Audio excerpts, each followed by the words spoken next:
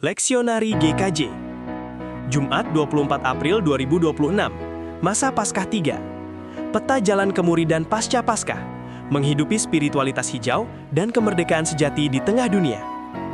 Iman sebagai pergerakan aktif. Leksionari hari ini merajut 3 teks menjadi satu rute perjalanan spiritual. Menjadi gereja yang dinamis berarti menyadari bahwa iman bukanlah titik perhentian, melainkan langkah yang terus bergerak dari panggilan menuju aksi nyata. Titik 1. Panggilan. Keluaran 3 dan 4. Meninggalkan realitas penderitaan menuju visi pembaharuan Allah. Titik 2. Pemeliharaan. Mazmur 23. Mengalami ekologi batin yang dipulihkan oleh Sang Gembala di tengah perjalanan. Titik 3. Aksi nyata. 1 Petrus 2. Menghidupi kemerdekaan spiritual sebagai warga negara yang berdampak. Transisi pembebasan. Bacaan 1 Keluaran 3 ayat 16-22, pasal 4 ayat 18-20. Realitas penderitaan. Umat terjebak dalam penindasan Mesir. Konteks modern, terjebak dalam dosa, krisis ekologis atau rutinitas yang merusak.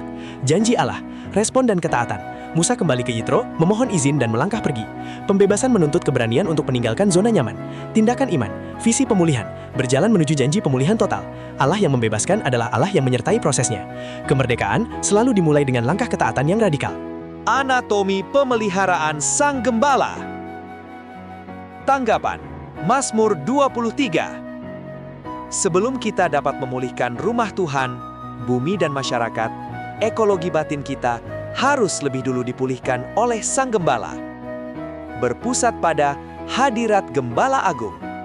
Ketenangan, membaringkan di padang rumput hijau, menuntun ke air yang tenang.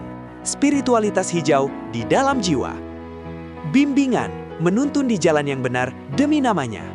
Perlindungan, kehadirannya melenyapkan takut bahkan di lembah kekelaman. Dan kelimpahan, piala yang penuh melimpah di hadapan lawan, anugerah yang tidak bergantung pada situasi eksternal.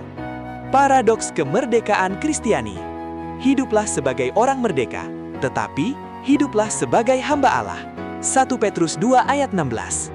Bacaan 2, 1 Petrus 2, 13-17. Menyajikan kebenaran yang menantang akal sehat dunia. Setelah dibebaskan dan dipelihara, orang Kristen dipanggil untuk hidup di tengah masyarakat majemuk. Kemerdekaan kita bukanlah tiket untuk anarki atau memuaskan ego.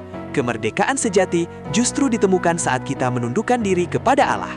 Ketundukan kepada otoritas manusia adalah wujud kesaksian sosial yang dinamis, bukan kekalahan.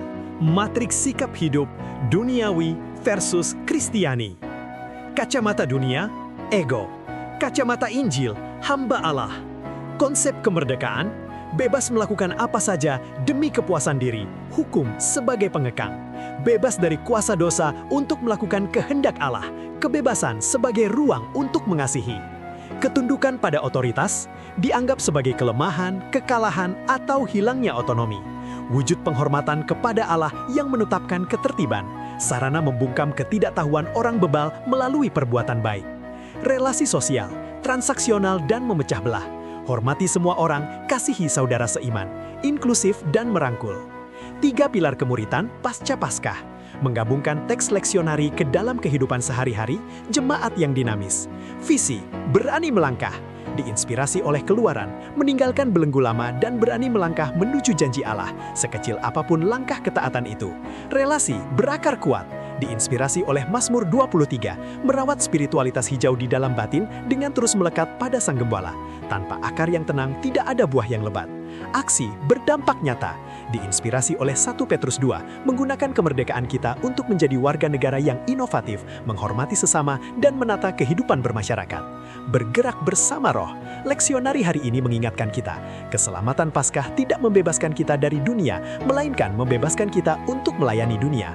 Bagaimana kemerdekaan yang telah Kristus berikan dapat Anda gunakan hari ini untuk membawa damai, menghormati sesama, dan merawat ciptaannya.